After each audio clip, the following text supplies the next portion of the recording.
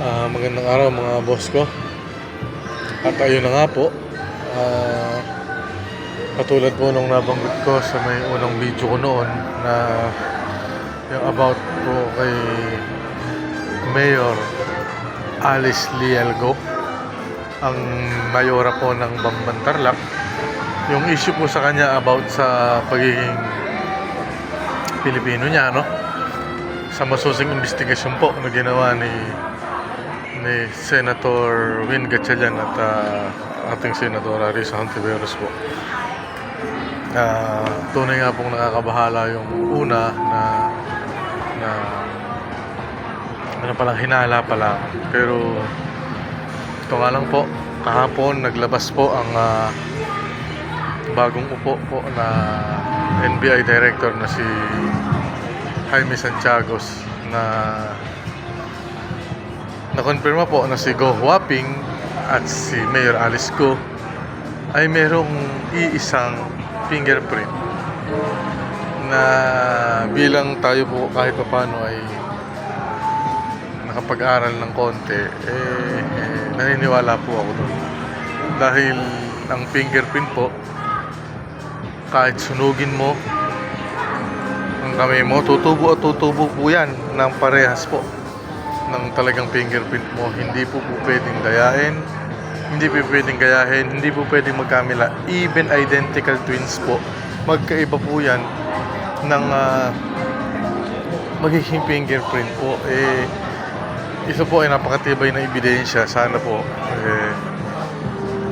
mabigyan po ng karampatang kaparusahan si Alice Go sa pandaloko niya po at sa pambababoy po sa ating batas, at ganoon din po yung mga taong involved po dito. Baka po tamaan dito ang unang-una yung sa civil registrar, sumunod po ang PSA, sumunod po ang DFA, sumunod po ang immigration.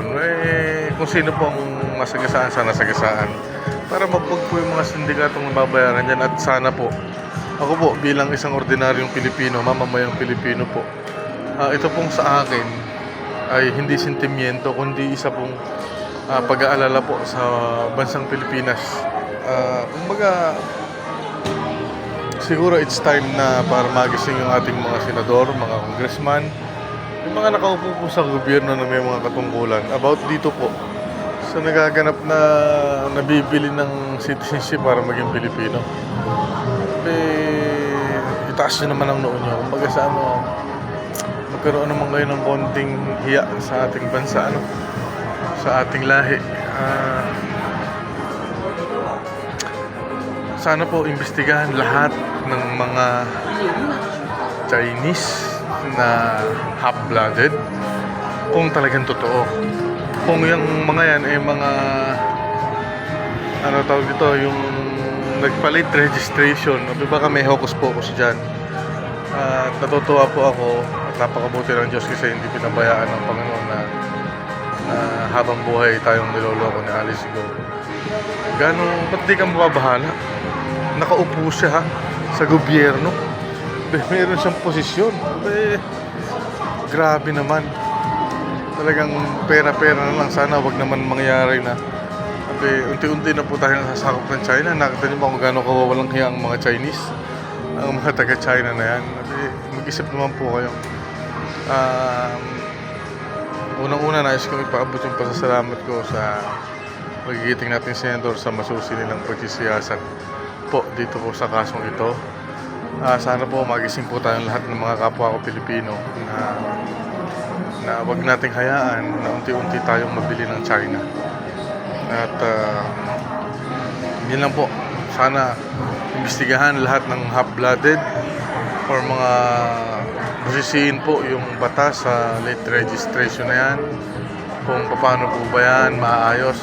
Matatalino naman ang ating mga senador, matatalino naman ang mga nasa gobyerno natin. Huwag lang hahaluan ng katakawan sa pera, kaya naman solusyonan yung mga ganyang problema.